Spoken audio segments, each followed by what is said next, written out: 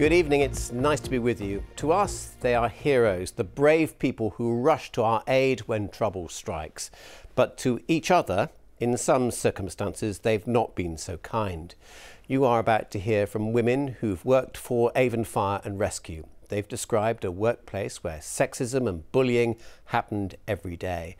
And this isn't new. There have been years of critical reports by inspectors. The fire service says it's been taking decisive action, but as Martin Jones from our investigations team has been finding out, this is something not easily extinguished. I was broken. I was beyond broken. One of the comments I did receive was, "You're going to have to work twice as hard as any male to be considered their equal." I was bullied and belittled by a manager. There are constant comments about women and no one has ever called out about it. I think a lot of people would say that the culture was toxic, certainly the females that I've spoken to. One of those women is Sasha Atchison, a former England rugby player. She's not the kind of person who gives up easily, yet she felt forced out of the fire service by sexism and bullying. It was just hugely degrading. There was a girl that got into Avon Fire and Rescue Service, and the first thing that my manager said was, "Is she fit?" It wasn't, "Is she good?" It wasn't, "Is she a capable firefighter?" It wasn't what her personality was like, whatever. The first thing he said was, "Is she fit?" But it was more than the so-called banter. I actually said to my crew manager at the time, "I'm not sure if you're aware but the way you speak to and about women is not okay." And he flipped.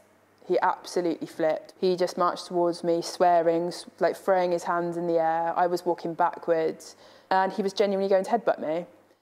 She believes managers deliberately prevented her from training to move on in her career, and she claims a poisonous atmosphere developed against her. 2 years ago, she quit with her mental health in pieces.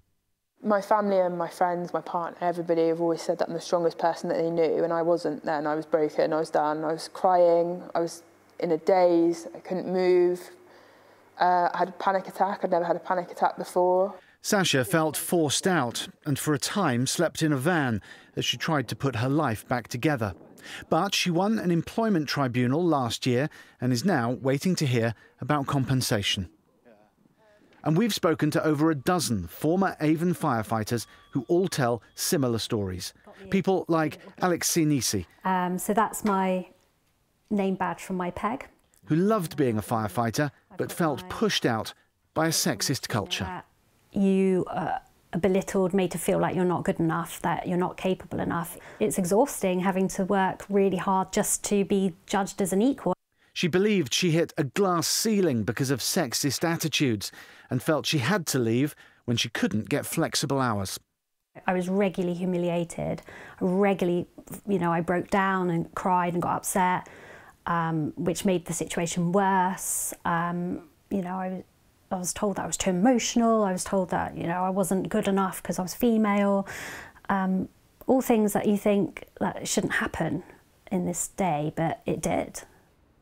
We've also spoken to a current firefighter who says the sexist culture isn't confined to the past. She was, like many, too scared to do an interview with us. Yes, it is still ongoing. The culture is still as poor as inspectors have found repeatedly. There is a culture of fear still to speak up. And some of what we've heard is even darker. James Coomber went to his bosses when he believed a colleague may have committed rape.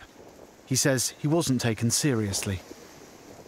The next interaction I had was indirectly from our HR department to say that they had heard that I was spreading malicious rumours and that I could effectively face disciplinary actions.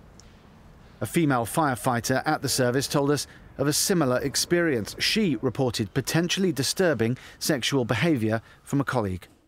I was told not to spread rumours, as that might be construed as harassment, bullying, victimisation or inappropriate behaviour. Avon Fire and Rescue isn't alone in its problems. South Wales Fire Service is being taken over by the Welsh Government after a sexism scandal, and a report last year found complaints of homophobic, sexist and racist incidents in a quarter of England's fire services.